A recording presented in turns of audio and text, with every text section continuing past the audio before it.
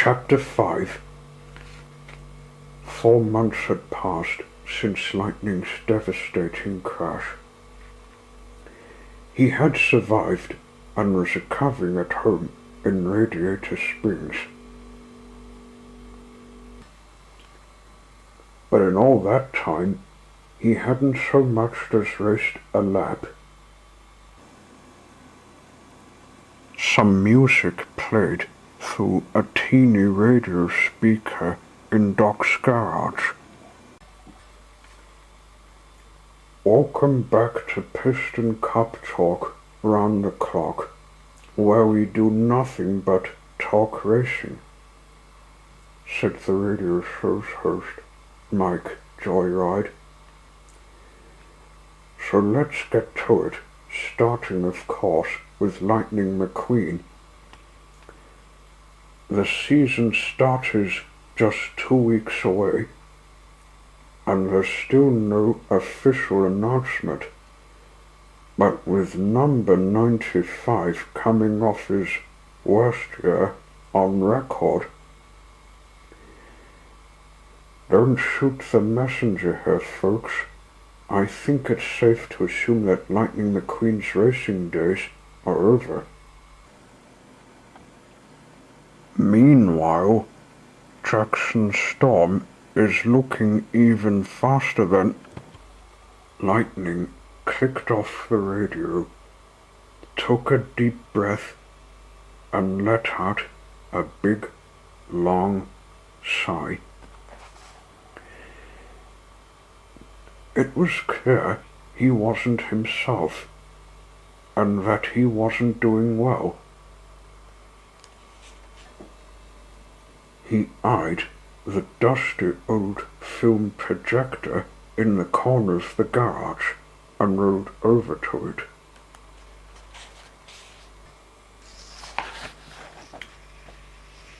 He flipped the switch and it came to life, flickering and flashing old racing footage against the wall.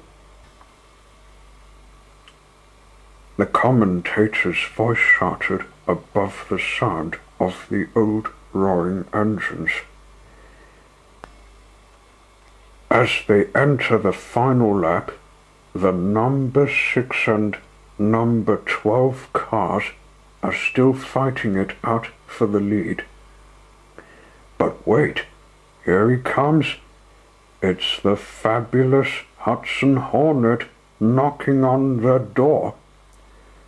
What's he got up his sleeve today? Lightning couldn't help smiling at the sight of Doc racing on the track. "And there it is," the announcer continued. "With one incredible move, he's past them. As they take the final turn, the Hornet takes a deceived lead. He's flying up the straightaway. He's left the pack behind. His co-chief Smirky is loving it. It's unbelievable." But then panic crept into the announcer's voice. "Oh no, he's in trouble. The Hudson Hornet has lost control."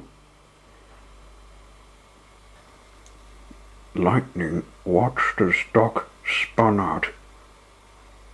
It was long and painful to see Doc spin, roll, and finally crash. The emergency personnel rushed onto the track as the commentator continued. "A tragic day for racing. It's hard to believe the number 51 will ever come back from a crash like this." Lightning stopped the film. As he did so, he remembered a conversation he had with Doc years before, in the exact spot where he was currently parked.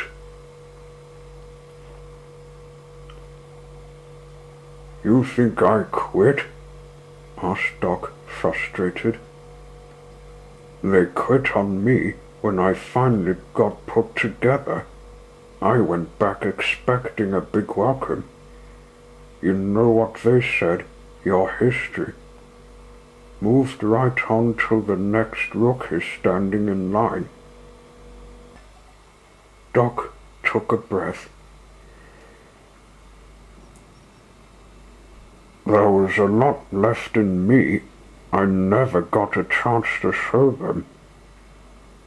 Hey, Stickers, said Sally, rolling into the garage. Her voice shook Lightning out of his memory. Hey, Sal, he said quietly. So, how are you feeling? She asked, wearing a look of concern. It was also clear that she had an agenda.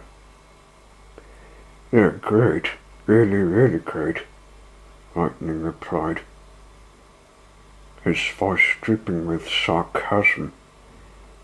Thinking about Doc again, yeah, said Lightning, looking down at the floor.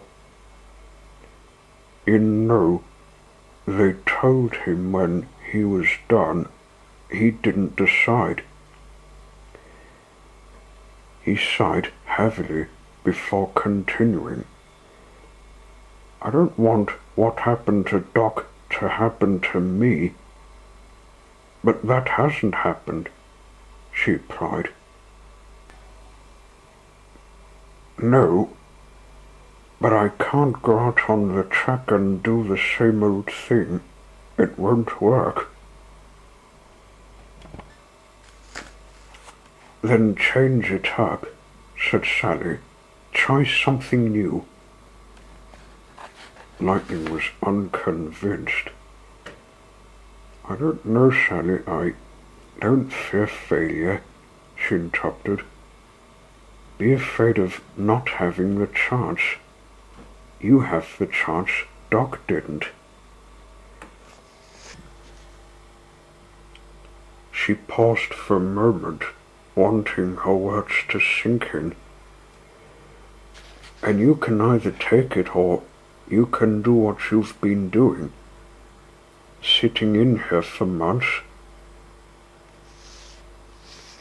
She looked around the garage as she continued, the playful tone back in her voice.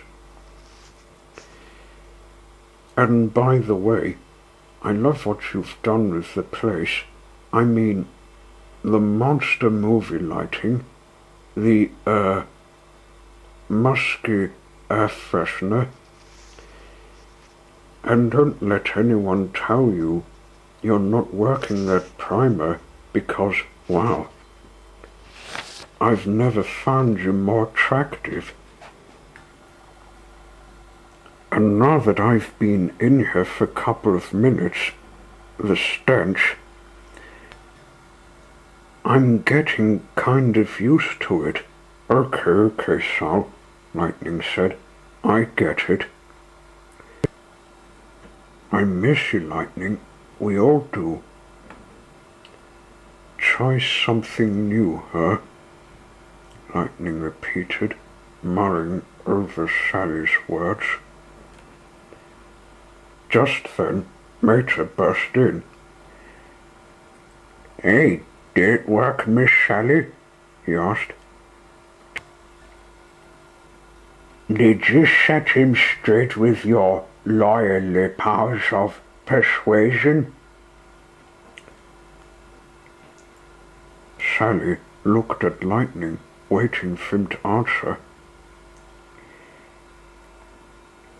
Is he ready to start training? Mater asked, looking at Lightning too. Well, Stickers, she asked, a smile in her voice. Yes, Mater, I am, said Lightning with a chuckle. He was grateful to have such good friends. Woo-hoo-hoo-hoo, yelped Mater. I decide when I'm done, he said to Sally. I was hoping you'd say that. Okay, but I got an idea, and I'm gonna need to talk to Rusty and Dusty, all right," said Lightning. "I'll get them on the horn," said Mater, rushing off. "Get it? On the horn?" He laughed out loud as he honked his horn, driving the joke home even harder. He suddenly stopped laughing and scrunched up his nose.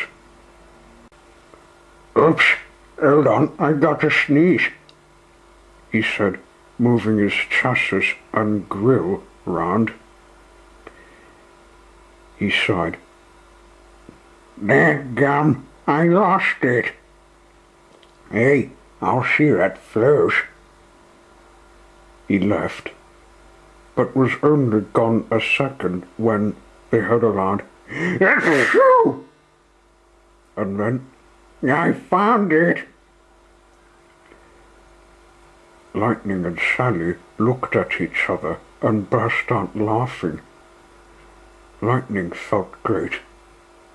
He was ready to start racing again. End of chapter 5.